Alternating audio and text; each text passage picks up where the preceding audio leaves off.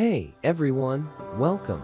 Today, we're diving into a powerful tool for studying the Bible, the SOAP Bible Study Method. Whether you're brand new or looking for a structured approach, SOAP will deepen your understanding and application of God's Word. So, what is SOAP? It stands for Scripture, Observation, Application, and Prayer. It's a simple yet profound method that many use to strengthen their faith and delve deeper into Scripture. Let's break down each step before we put it into practice. For our example, today, we'll be using Philippians 4:6-8. Feel free to grab your Bible or Bible app and follow along. Also, to help you stay focused during Bible study, consider keeping a prayer journal or diary.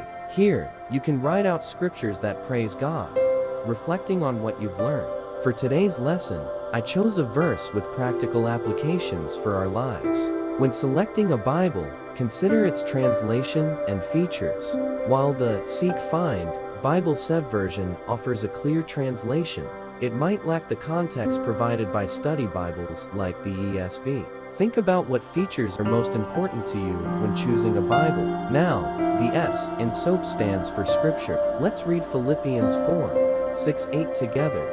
Don't worry about anything, but pray about everything. With thankful hearts, offer up your prayers and requests to God. Then, because you belong to Christ Jesus, God will bless you with peace that no one can completely understand. And God, who gives peace, will be with you.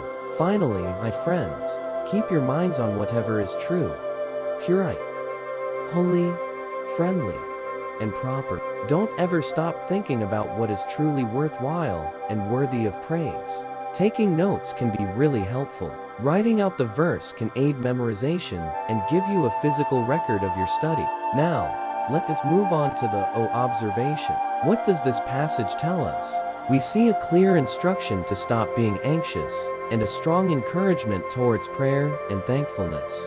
But here's where the digging begins. As you examine this passage, consider these questions. Who wrote this? Or who is this Bible verse mentioning in the passage?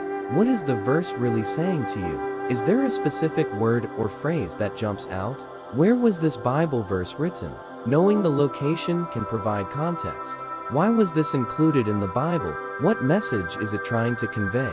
How can you apply this verse to your life? When was this passage written? And what was life like then?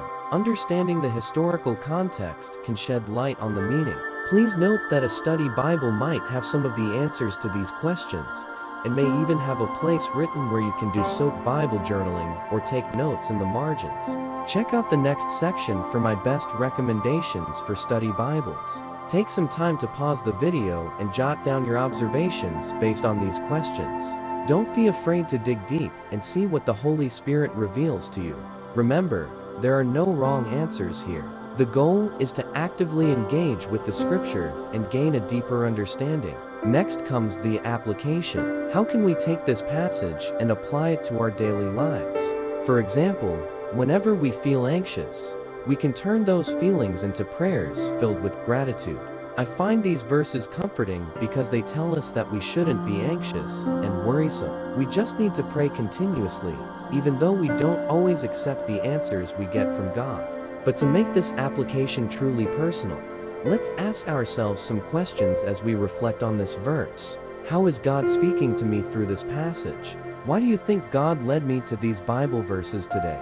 How can I apply what I've learned to a specific situation in my life? What part of this passage resonates with me the most? How do you think Paul, the author, felt when he wrote this verse? Can I reword this verse in a way that makes even more sense to me and my life? By considering these questions, you'll gain a deeper understanding of how this verse applies to your unique circumstances. Remember, application is personal.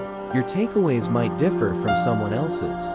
Finally, the P in SOAP stands for prayer. Let's pray together. Lord, help us remember your teachings in Philippians 4:6-8. Teach us to replace anxiety with prayerful trust and thankfulness. Thank you for the peace that surpasses all understanding. Peace you promise us in Christ Jesus. Amen. Remember, God has our best interests at heart, so leaving your life in His hands is a smart thing to do. But it's never very easy. If you don't think prayer makes a difference, you are mistaken, because prayer can improve your life and is a powerful tool to connect to God.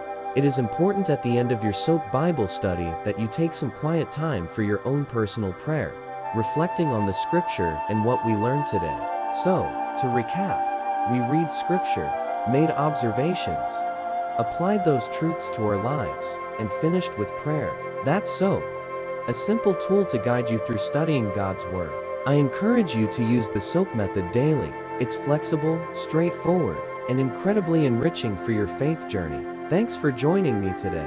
Keep this video as a guide and revisit it anytime you need a refresher on SOAP blessings as you continue to explore and grow in the Word. Don't forget to like, subscribe, and share this video if it helped you. Until next time, goodbye.